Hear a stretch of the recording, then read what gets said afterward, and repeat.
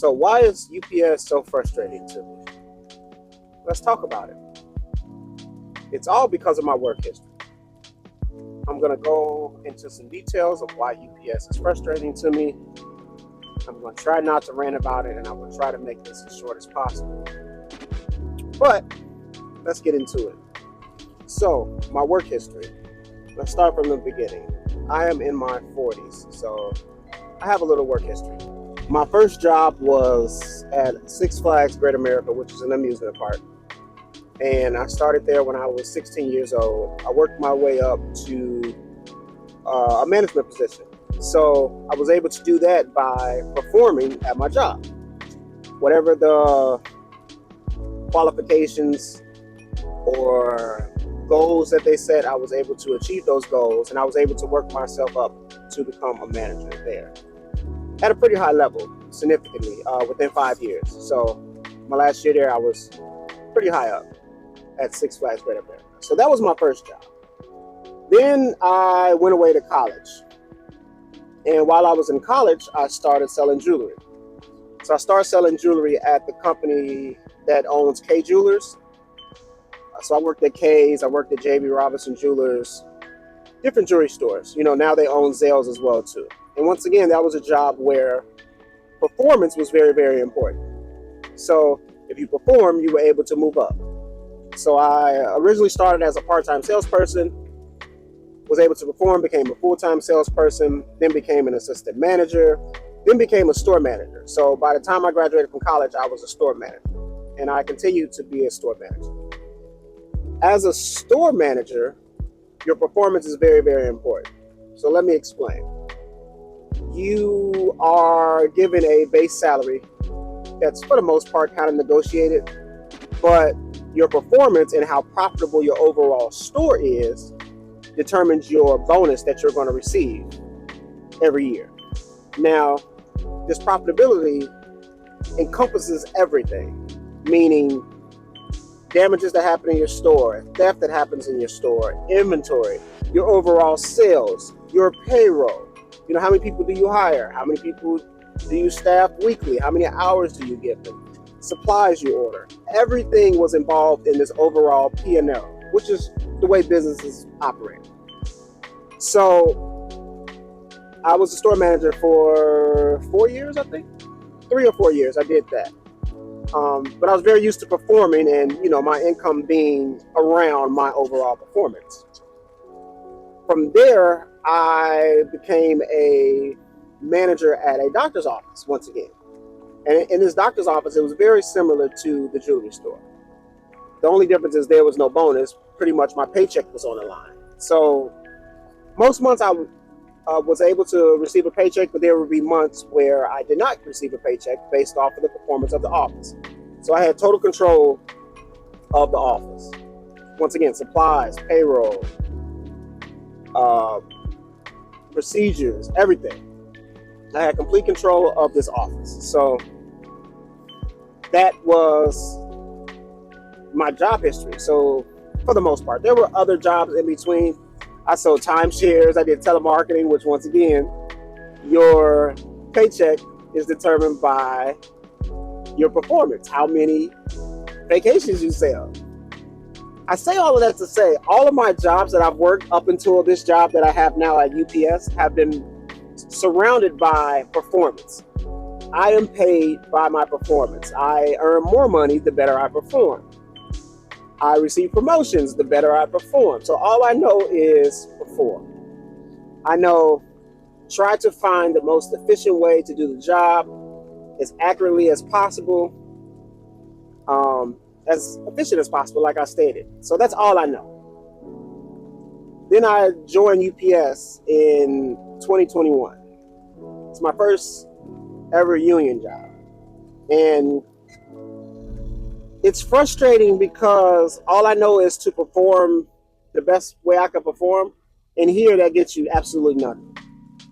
If anything, the better you perform here, the more efficient you are here, the more work they give you.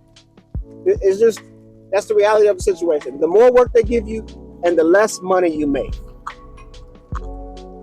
For an example, When I was a package car driver, let's say they send me out with 200 stops.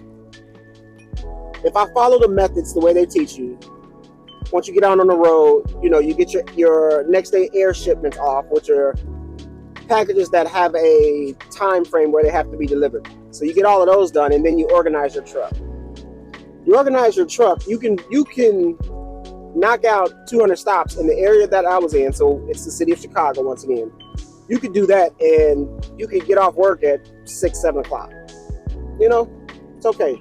Depending on how many residentials you have and those type of things, package count matters as well too. But let's just, for example, if you do everything right, the efficient way, right, the way they taught you, you could get off at 6, 7 o'clock.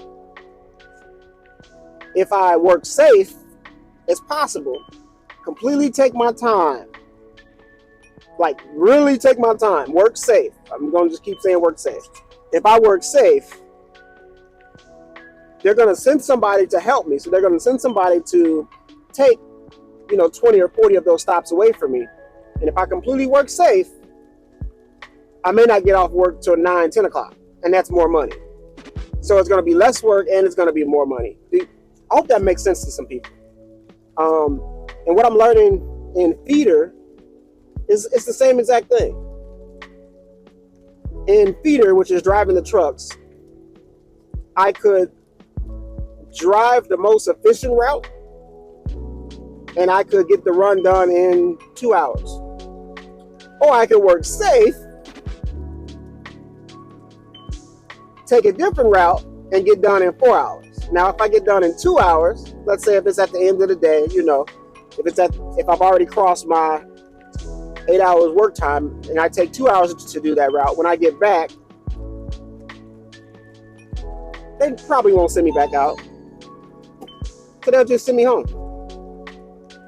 If I take 4 hours, I get 2 extra hours of work. I get 2 extra hours of overtime.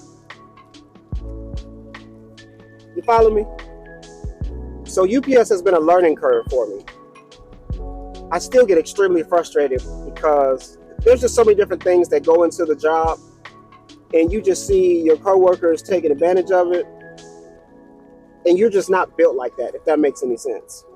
But I'm slowly learning. Could I do better and work safer? Yes, I could. And I'm slowly learning how to work safer. But it's extremely frustrating because I'm so used to being rewarded for good performance or being told good job. Thank you for doing that. Here, it's the complete opposite. Good performance, you get more work and or make less money. And it's just frustrating here. And I don't know